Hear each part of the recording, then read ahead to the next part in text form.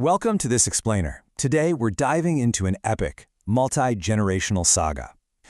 Long before Kentucky became completely synonymous with whiskey, and way before bourbon became this massive global export, a single family was laying the groundwork for an absolute empire. We're talking about the Böhm distilling tradition. It's a story that dates all the way back to 1795. And as you'll see, this isn't just a dry business history. It is a tale of American resilience, intense craftsmanship, and a family fiercely protecting its heritage across centuries. It really makes you wonder, doesn't it? How exactly does a family operation survive and actually thrive for over 200 years? Just think about what this family had to navigate. They made it through the chaos of early industrialization, devastating economic crashes, totally shifting consumer tastes, and, maybe most remarkably, a literal constitutional ban on the very product they manufactured. The answer really lies in their ability to adapt, all while holding fiercely to their core traditions. Section 1. The Frontier Roots of Jacob Böhm. Okay, let's dive into this. To really understand how this whole thing starts, you have to transport yourself back to the late 1700s, right on to the rugged Kentucky frontier, because that's where this extraordinary story actually begins with a man named Jacob Böhm. Imagine the landscape of 1795 Kentucky. There are no highways, no major cities, just these vast tracts of frontier farmland. Now, the soil there was incredibly fertile, and farmers were producing these massive bumper crops of corn. But they hit a major agricultural roadblock. Corn is heavy, really heavy. In an era before trains and paved roads, transporting massive loads of surplus corn across a rugged frontier to distant markets was just an absolute logistical nightmare. So what's the workaround here? Well, Jacob Böhm, who was a farmer of German descent, realized that instead of struggling to ship enormous quantities of heavy, highly perishable grain, he could just convert that surplus into something highly concentrated, incredibly valuable, and infinitely easier to transport. Using a water-driven mill and a copper pot still he brought with him, Jacob began turning his fermented mash of corn, rye, and malt into frontier whiskey. It was basically the ultimate practical solution to a massive frontier problem. And, this perfectly captures how a family legacy is built from the ground up. What started as a practical farming solution quickly became a very closely guarded craft. In 1795, Jacob sold his very first batch. Jump to 1820, and his son David Böhm takes over, enlarging the whole operation into the Old Tub Distillery and utilizing barrel charring. And then, jumping much later to 1933, James B. Böhm would step in to save the entire legacy. This wasn't some recipe written in a textbook. It was totally hands-on, practical knowledge, fermentation, milling, and distillation, learned by doing and passed directly from generation to generation.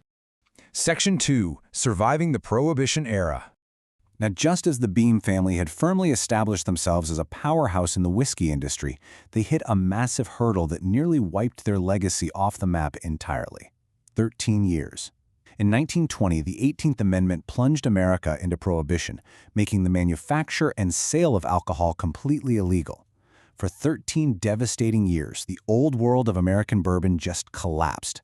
Distilleries were locked up, workers lost their jobs, and over a century of fiercely protected whiskey-making knowledge was suddenly on the verge of vanishing forever. The Böhm family was completely sidelined, and they actually briefly and unsuccessfully tried their hands at coal mining and stone crushing. Section 3. Rebuilding the Böhm Dynasty.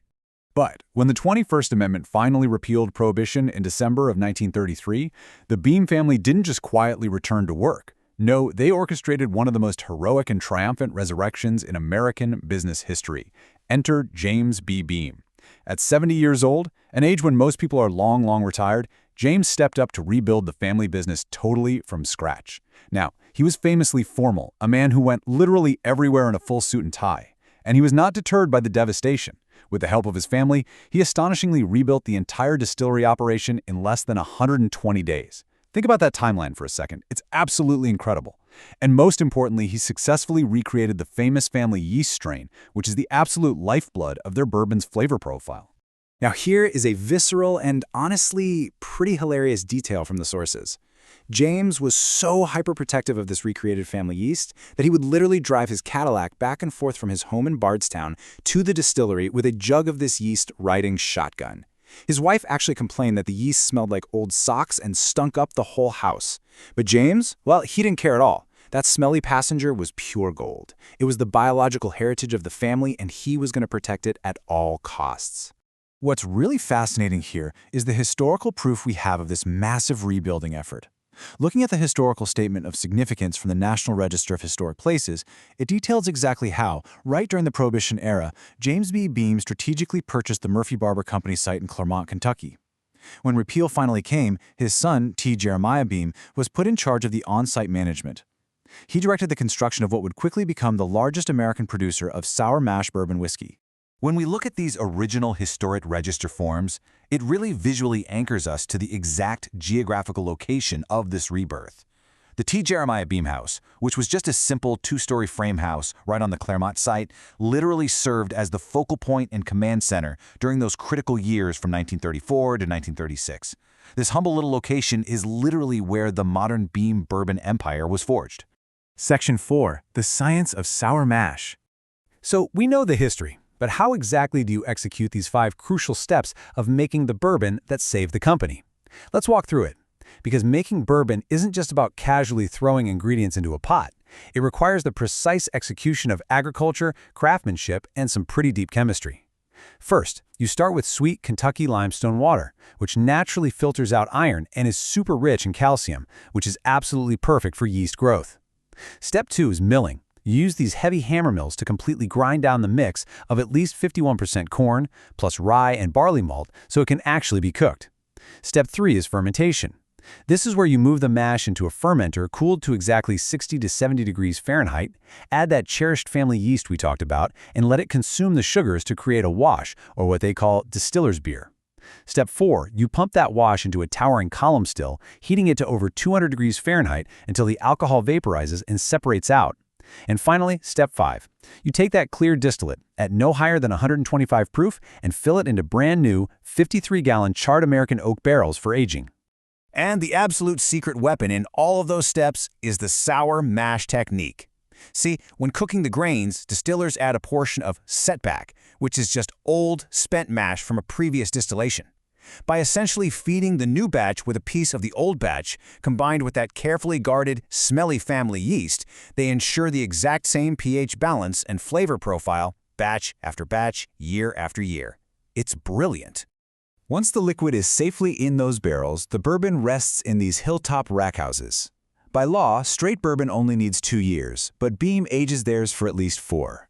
As the Kentucky seasons change, natural weather variations cause the wood to expand and contract. This literally pulls the clear liquid in and out of the caramelized sugars of the charred oak, which is exactly what gives it that rich color and flavor. Over this time, a significant portion of the whiskey just naturally evaporates through the wood. The distillers accept this loss gracefully, calling it the angel's share. Section 5. A global bourbon empire. Let's move ahead and see how this builds into the modern era. How did a localized Kentucky craft, saved by a 70-year-old man in the 1930s, transform into an absolute international powerhouse?